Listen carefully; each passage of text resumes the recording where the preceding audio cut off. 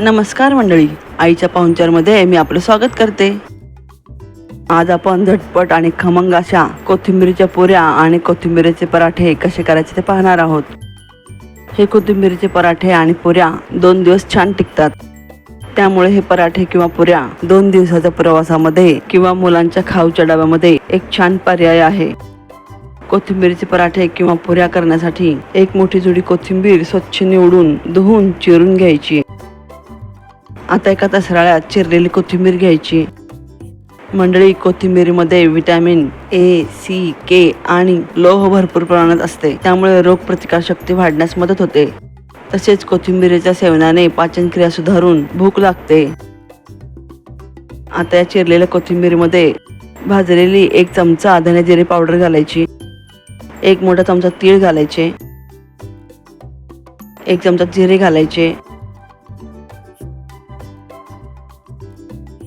1 चमचा ओवा घालायचा, पाव चमचा हिंग घालायचा, अर्धा चमचा हळद घालायची, 2 मोठे चमचे तिखट घालायचे। तिखट तुमच्या आवडीनुसार कमी जास्त घालू शकता। 1 चमचा गरम मसाला घालायचा, चवीनुसार मीठ घालायचे। आता हे मिश्रण छान मिक्स करून घ्यायचे। कोथिंबीरीच्या सेवनाने रक्तातील साखरेची पातळी नियंत्रणात राहते। कोथिंबीरीमध्ये कमी कॅलरीज आणि भरपूर फायबर असल्यामुळे वजन कमी होण्यास मदत होते। तसेच रक्तदाब आणि कोलेस्ट्रॉल नियंत्रणात राहण्यास मदत होते। कोथिंबीरीच्या सेवनाने रक्तशुद्धीही होते, त्यामुळे त्वचा टवटवीत राहते। आता या कोथिंबीरीत सर्व मसाले छान मिक्स झाले आहेत। आता या मिश्रणात 2 वाटी गव्हाचे पीठ घालायचे, 1 वाटी बेसन पीठ घालायचे आणि हे मिश्रण छान मिक्स करून घ्यायचे। कोथिंबीरीला जे पाणी सुटते त्या पाण्यात हे पीठ मळून घ्यायचे। गरज वाटल्यास गव्हाचे पीठ किंवा गरज वाटल्यास पाणी घालून हे पीठ छान मळून घ्यायचे। कोथिंबीर ओलसर असल्यामुळे मी यामध्ये गव्हाचे आणि डाळीचे पीठ घातले आहे। कोथिंबीरच्या सारणात आवश्यकतेनुसार दोन्ही पीठ घालू शकता। आता हे पीठ छान मळून झाले आहे। या पिठाचा छोटासा उंडा घेऊन पोळपाटावर थोडेसे पीठ घालून या उंड्याची मोठी पोळी लाटून घ्यायची। आता या वाटीच्या साहाय्याने किंवा चौकोनी डब्याच्या साहाय्याने याच्या गोल किंवा चौकोनी पुऱ्या करू शकता, पण मी सुरीच्या साहाय्याने या पोळीच्या 8 त्रिकोणी कट देऊन पुऱ्या केल्या आहेत। यामुळे आपला वेळही वाचतो, पुऱ्या झटपट होतात आणि एक नवीन त्रिकोणी पुऱ्या तयार होतात।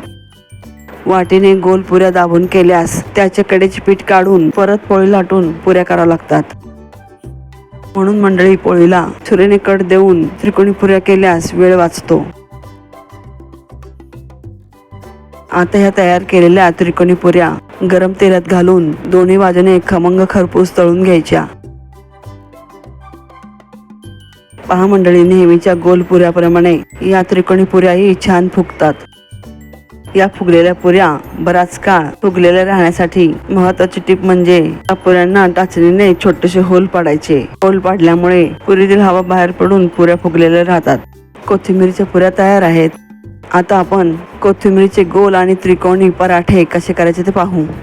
मंडळी, कोथिंबीरीच्या पुरीसाठी जे पीठ आपण मळले होते त्याच पिठाचा छोटासा उंडा घेऊन त्याची छोटीशी पुरी लाटून त्याला तेल लावून त्याची 4 पदरी घडी घालायची। आता ही घडी त्रिकोणी आकारात लाटून घ्यायची। हा त्रिकोणी पराठा लाटून झाला आहे।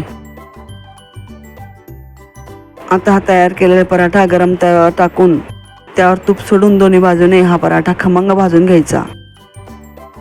मंडळी, मी तुम्हाला आठवण करू इच्छिते की तुम्ही माझ्या चॅनलला पहिल्यांदा व्हिजिट करत असाल तर सबस्क्राईब करायला विसरू नका। माझ्या येणाऱ्या पुढील रेसिपी पाहण्यासाठी बेल आयकॉनवर क्लिक करा, जेणेकरून माझ्या रेसिपी तुमच्यापर्यंत पहिल्यांदा पोहोचतील। मंडळी, तुम्हाला माझ्याकडून कोणत्या शाकाहारी रेसिपी पाहावास आवडतील हे मला कमेंटद्वारे नक्की कळवा। आता याचप्रमाणे गोल पराठा करण्यासाठी पोळपाटावर थोडीशी पीठ घालून या पिठाची छोटीशी पोळी लाटून घ्यायची। तवा गरम करून त्यावर तूप सोडून दोन्ही बाजूने हा पराठा खमंग भाजून घ्यायचा. तयार केलेला पराठा किंवा पुऱ्या लोणचे, लोणी, सॉस बरोबर खाण्यास छान लागतात. मंडळी, तुम्हाला कोथिंबीरीचा गोल पराठा, त्रिकोणी पराठा आणि कोथिंबीरीच्या पुऱ्या आवडल्यास लाईक, शेअर, कमेंट आणि सबस्क्राईब करायला विसरू नका.